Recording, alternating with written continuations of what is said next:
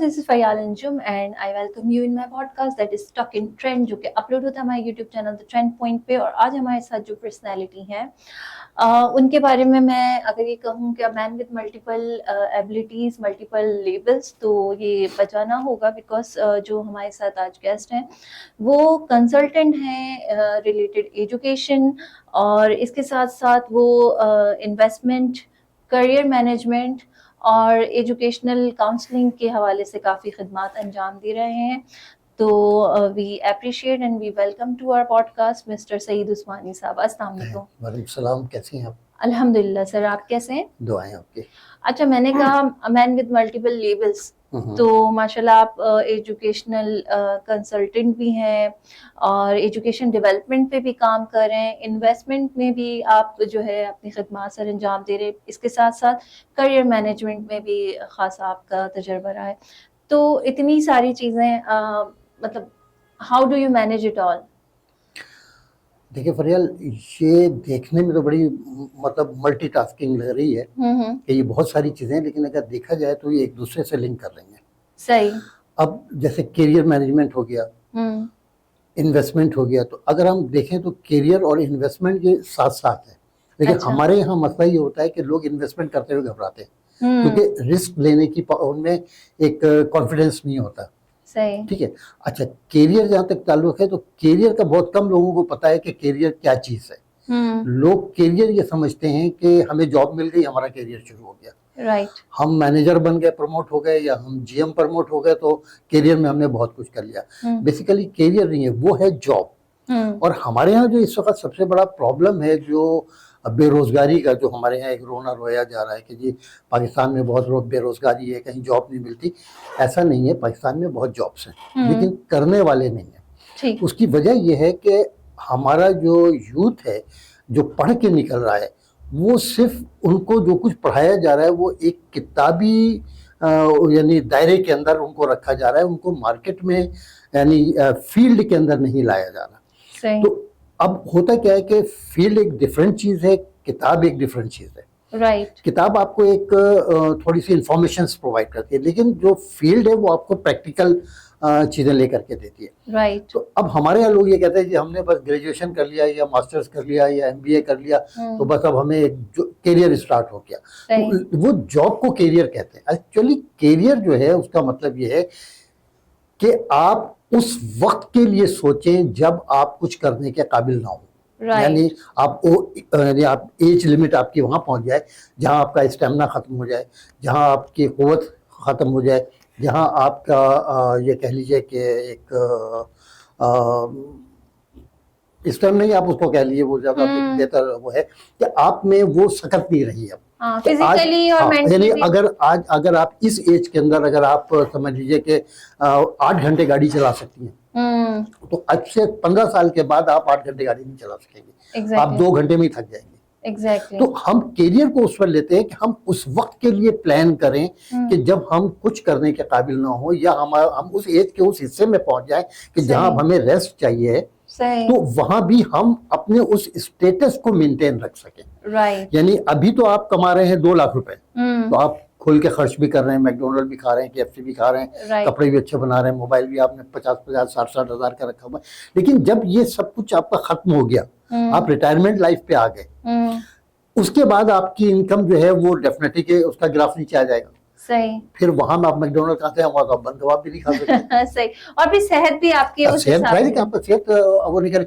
तो हमारे यहाँ जो बेरोजगारी इस वक्त है उसकी वजह ये है कि हमारे यूथ के अंदर कॉन्फिडेंस नहीं है, मेहनत नहीं है। अब MBA मार्केटिंग करके आते हैं, उनसे अगर आप कहें कि यार ये एक मोबाइल बेच करके आ जाओ, तो कहेंगे यार अगर नहीं बिका तो क्या होगा। तो आपने फिर MBA मार्केटिंग क्या किया फिर? सही। एफर्ट नहीं करना चाहते। एफर्ट्स नहीं करना चाहिए, वो कंफर्ट जोन में रहना चाहते। बिल्कुल सर, मैं बिल्कुल मुत्तफिक हूँ आपकी बात से। बहुत अच्छी बात की कि करियर इज समथिंग जो कि आपको उस वक्त हेल्प आउट करे कि जब आपके पास कुछ ना हो। उस वक्त आप करियर नहीं कह सकते, बल्कि वो आपका करियर कि जब आपने इतना कमाया कि आप अपने जो है difficult time, save for the rainy days जिसे हम कहते हैं।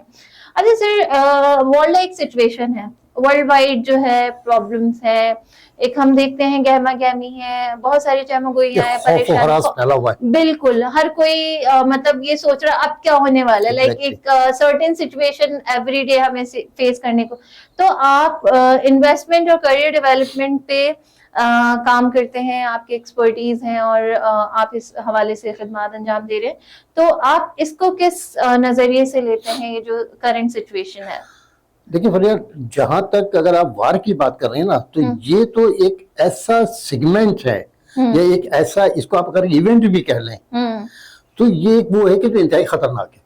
सही। हर लिहाज से, इकोनॉमिकल लिहाज से भी, कैरियर के लिहाज से भी, बिजनेस के लिहाज से भी, क्योंकि वार किसी को कुछ देती नहीं है। बिल्कुल। ये लेती है ये। सही।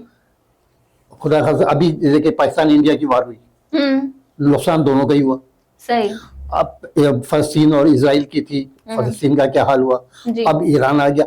एक्चुअली ये जो वार चल रही है हमारी, ये कोई मतलब ये एक सियासी वार जिसको आप कह दीजिए, हर शख्स अपने इंटरेस्ट के लिए काम कर रहा है। अब इसमें कुछ वो ताकतें हैं कि जिनका एक मेजर इंटरेस्ट है, सही, कि जिनको कुछ उनको पता है कि ये यहाँ से अगर हम इस चीज को हिट करेंगे तो यहाँ से हमें ये फायदा होगा, इसको सेव करेंगे तो यहाँ ये फायदा होगा। तो जहाँ फायदा हो रहा है सेव करने में वहां सेव कर रहे हैं, जहाँ हिट करने में फायदा हो रहा है वहां हिट कर रहे हैं, क्योंकि वो एक मखसूस एक लॉबी है जो इसको घुमा रही है। लेकिन जो अगर ये सिचुएशन इसी तरह चलती रही, क्योंकि अभी आप देखें ना, ईरान इजराइल के बाद फिर अब साउथ कोरिया भी उसमें आ गया, अब चाइना ने भी थोड़ा सा इनिशिएटिव ले लिया। तो अब अगर यही सिलसिला चलता है तो ये तो थर्ड वार की तरफ चली जाएगी, है ना। लाइक ऐसी कुछ सिचुएशन क्रिएट होती जा रही है कि मींस एवरीडे हम एक नया उसमें जो है ना नुक्ता नजर देख रहे हैं, एक नया एडिशन देख रहे हैं, और लाइक डर भी है कि वॉर्स आर नॉट इजी, मतलब जनरेशन स्पॉइल हो जाती हैं। और जितनी समझ लें कि जिंदगियां और जितनी कुर्बानियां किसी कंट्री को डेवलप करने में लगी होती है, वो चंद दिनों में ही, बल्कि चंद घंटों में ही जो है वो रेज़ा हो जाती है। इसमें बताऊं कि ये जो अभी जो वार शुरू हुई है, इसमें जहां तक मेरा अपना एक अंदाजा है, गलत भी हो सकता है, कि इस वक्त आप देखिए कि पहले अगर आप जाएं आज से कोई 20 साल पहले, 25 साल पहले, तो शायद 1 या 2 कंट्रीज थी जो एटमी ताकत थी। सही। आज तकरीबन काफी कंट्रीज एटमी ताकत की तरफ चली गई। बिल्कुल। अब उनको सपोर्ट किसी ने भी किया हो, तो अब खतरा जो हो गया वो ये हो गया कि उन लोगों को जो पहले के थे, हाँ, उनको खतरा ये हो गया कि अब अगर ये लोग भी आगे बढ़ रहे हैं तो हमारी तो सीटें खत्म हो जाएंगी, हमारी जो पोजीशन खत्म हो जाएगी, तो इनको आगे ही ना बढ़ना जाए, इनको इसी जगह पे स्टॉप कर लिया जाए। तो वो फिर वो उसका एक ही तरीका है कि आप उनको वार के अंदर इन्वॉल्व कर दें। सही। वॉर फॉर द डेवलपमेंट हो या war for the positive causes हो, लाइक अपनी मुल्क की सेफ्टी के लिए हो, तो समझ आती है। सॉरी, बट अगर ये न्यूक्लियर पावर शो और ये सारी चीजें चल रही है, ये अपनी यानी कंट्री सिक्योरिटी के लिए नहीं हो रही है जॉब। सही। क्योंकि इसमें कंट्री तो सिक्योर है ही नहीं। और इस वक्त सारी एटमी, हर कंट्री जितनी इस वक्त में कंट्रीज इन्वॉल्व है, सब एटमी ताकत है। राइट।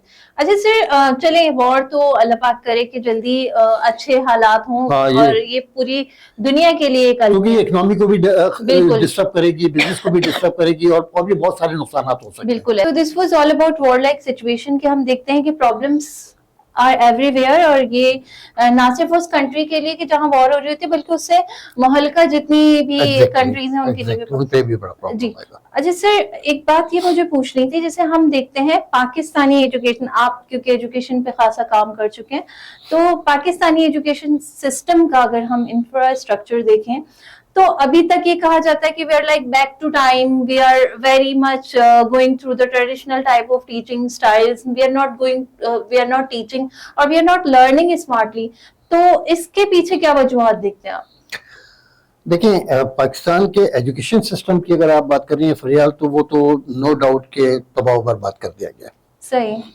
अब उसमें मतलब अगर मैं बात करूं मतलब ये कि इलाकाई या मैं बात करूं सूबाई, तो वो तो एक बड़ी लंबी बहस हो जाएगी। लेकिन अगर ओवरऑल आप देखें तो इस वक्त एजुकेशन को भी कमर्शलाइज कर दिया गया। राइट।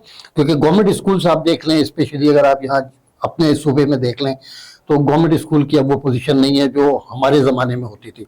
यानी जिस वक्त मैं पढ़ता था गवर्नमेंट स्कूल में, उस वक्त एक भी प्राइवेट स्कूल नहीं था। सही। ठीक है, लेकिन आज हजारों प्राइवेट स्कूल है। कितना डर होता था गवर्नमेंट टीचर्स की। वो देवर टीचर्स, वो रियली में टीचर थे। अच्छा, अब क्या है कि मैट्रिक पास करके आए उसको टीचर बना दिया, इंटर पास करके आई उसको टीचर बना दिया। क्योंकि वजह ये है कि जब से ये प्राइवेट स्कूल्स की एंट्री हुई है, क्योंकि अब वो एंट्री क्यों हुई कि हमने उनको, गवर्नमेंट ने उनको स्पेस दे दी। गवर्नमेंट अपने स्कूल्स को संभाल नहीं सकी, तो उनको स्पेस मिल गई। अब आप अपने घर का दरवाजा खुला छोड़ दें तो कोई भी घुस जाएगा। सही बात है, ठीक है ना। तो अब इसमें वही हुआ कि जब आपने एजुकेशन साइड का दरवाजा खुला छोड़ दिया तो उसमें वो लोग भी घुस गए जिनका एजुकेशन से दूर दूर ताल्लुक नहीं है। अब वो बिजनेस कर रहे हैं। अब वो बिजनेस कर रहे हैं।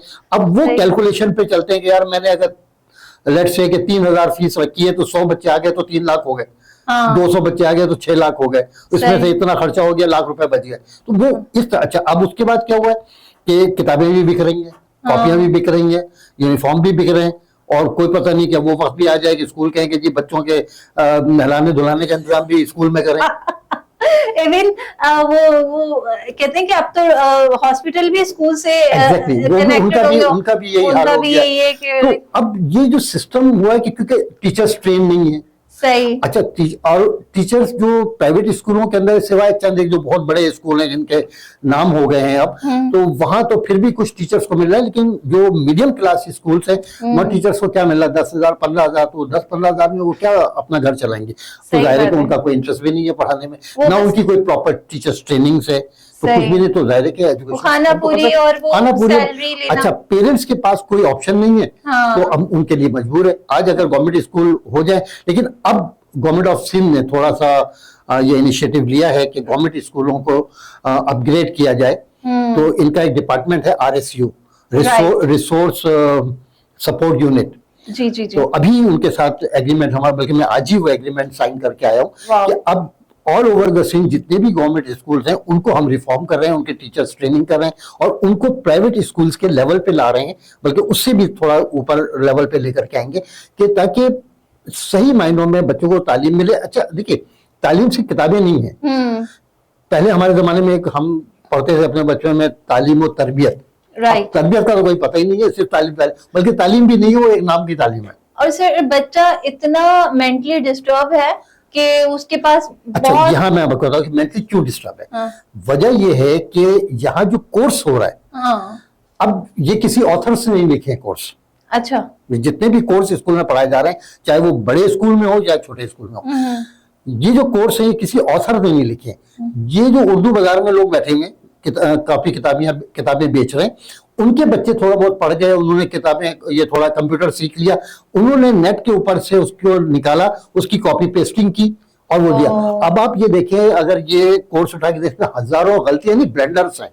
सही, रंग बिरंगा कुछ। अच्छा, फिर पहली क्लास के बच्चे को जो कोर्स दिया जा रहा है वो तीसरी क्लास के लेवल का है, तो बच्चा तो ओवर बर्डन हो रहा है, वो कैसे जाएगा? तो डेफिनेटली बच्चों की आंखों पे असर पड़ रहा है, बच्चों के दिमाग पे असर पड़ रहा है, और बच्चे तालीम से हट रहे हैं, उनको समझ ही कुछ नहीं आ रहा, स्ट्रेस्ड है। स्ट्रेस है, उसकी वजह इतना बच्चों पे एम्फसाइज्ड है, जिस उम्र में उनको फ्रेश और हेल्दी लाइफस्टाइल जीना चाहिए, वो उनको ये पता है सर दर्द क्या होता है। अच्छा, उसके बाद आप किताब उस पे आ जाए, बस्ते पे। हमारे जमाने में तो हम साइकिल के कैरियर के पीछे से 4 किताबें लेके जाते, तो हमारा एक टाइम टेबल होता था। जी, आज मैथ और इंग्लिश का है तो हम सिर्फ वही किताबें और या कॉपी लेके जाते थे। आज 6 किलो का तो बस्ता होता है, बच्चे का अपना वजन 4 किलो है और उसके ऊपर बस्ता 6 किलो।